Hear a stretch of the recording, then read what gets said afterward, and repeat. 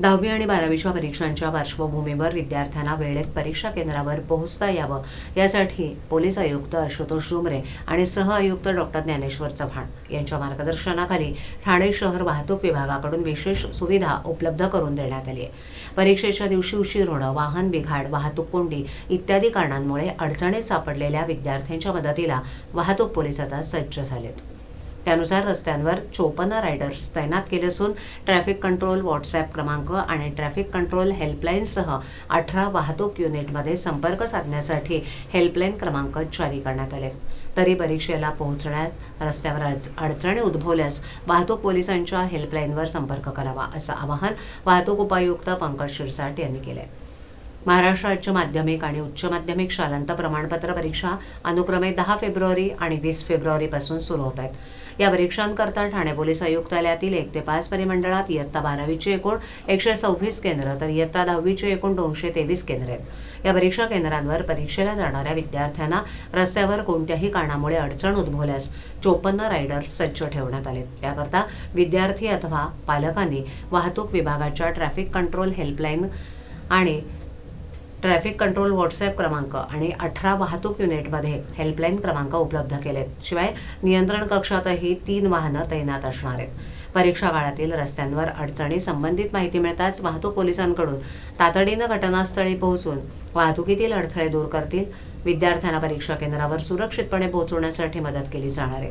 ही सुविधा केवळ परीक्षा कालावधीसाठी उपलब्ध आहे। परीक्षा कालावधीत पालकांनी तसंच नागरिकांनीही या उपक्रमाला सहकार्य करावं असं आवाहन वाहतूक विभागाच्या वतीनं उपायुक्त पंकज शिरसाट यांनी केलंय।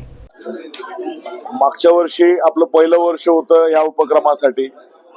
ठाणे आयुक्तालयात बऱ्याच ठिकाणी मोठे मोठे प्रोजेक्ट चालू आहेत।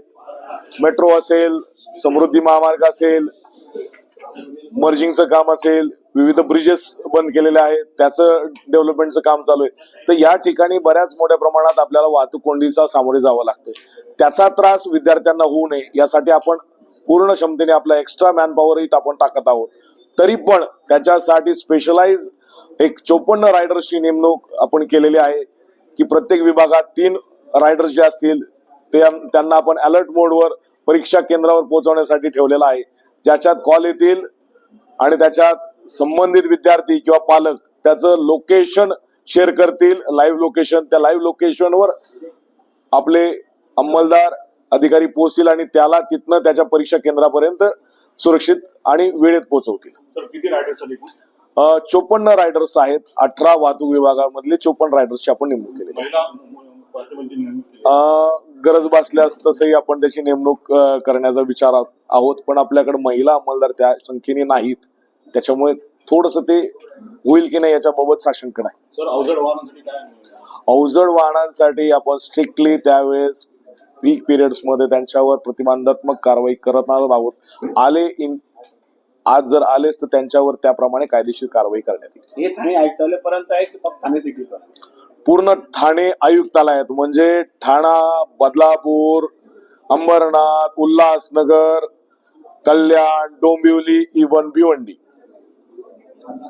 काय आव्हान कराल विद्यार्थ्यांना? आव्हान कराल की आपण वेळेत घरातनं निघा आणि वेळेत पोहोचा। रस्त्यामध्ये जाताना पहिले गुगल मॅप्स वर एकदा आपण आपलं त्याच्यावर घराच्या बाहेर पडताना गुगल मॅप्स बघून त्याच्यानुसार आपण आपला कालावधी जो आहे पोहोचण्याचा तो ठरवावा आणि त्यानुसार कारवाई करावी। ठीक आहे।